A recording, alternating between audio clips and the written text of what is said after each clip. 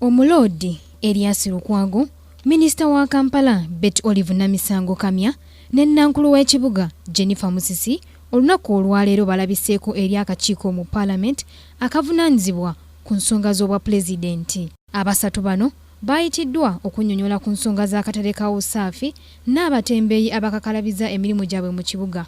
Okuwa lipoota ku mbalirira y'ensimbi bwe zaasaasanyizibwa mwaka gw'ensimbi 2015-2016 nga kw'otadde n'entegeka ze balina okuyamba bannayuganda okwekulaakulanya.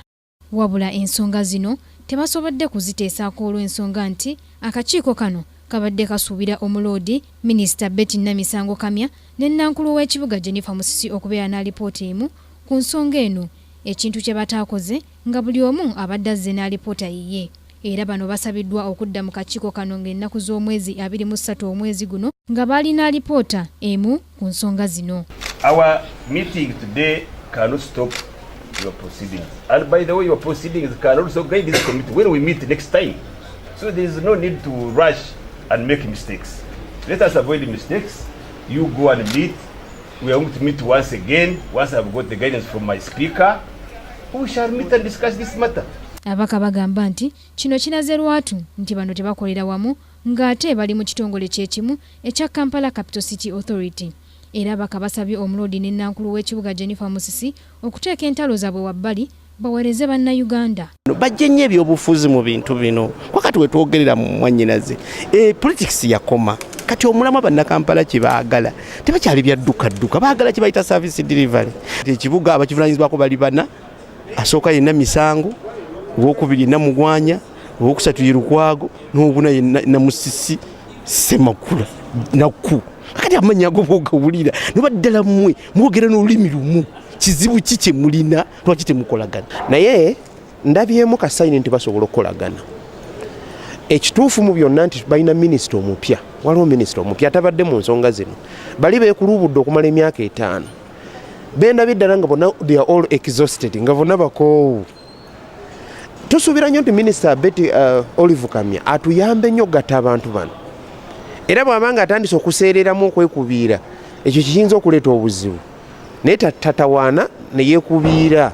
Okusinziira ku minisita wa Kampala Betty Olive Namisango Kamya agambye nti agenda kukola ekisoboka okulaba nga nti ababiri bakwataganira wamu, kuba agamba nti baswadde nnyo mu maaso g'ababaka okulaba nga ababiri bano buli omu akola bibye ng'ate bakolera mu kitongole kyekimu.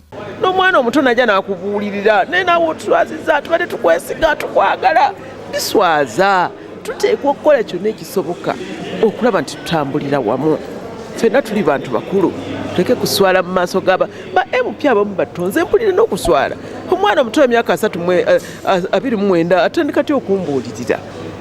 N'olwekyo tujja kusaba ate tujja kukola kyonna ekisoboka okulaba tutambulira wamu, ate nja kusaba ne bannange baswaleko. Ye Omuloodi Erias Lukwago agamba nti ekyokukolera wamu ne Nankulu wa Kampala Jennifer Musisi ne minisita wa Kampala takirina mu buzibu, wabula alina kusooka kwebuuza ku bakansalazi be ku nsonga ez'enjawulo.